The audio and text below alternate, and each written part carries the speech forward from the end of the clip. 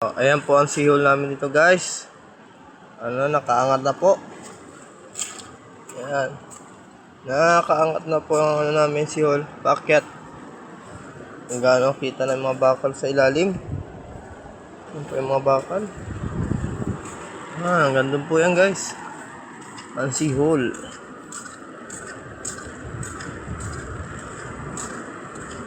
Tingin tayo sa mga bira-bira. May huli sila.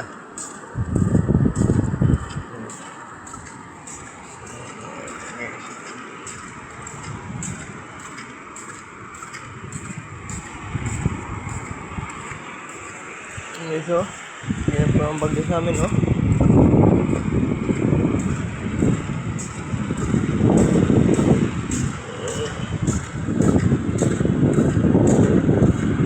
Natin kung may huli ang bira-bira.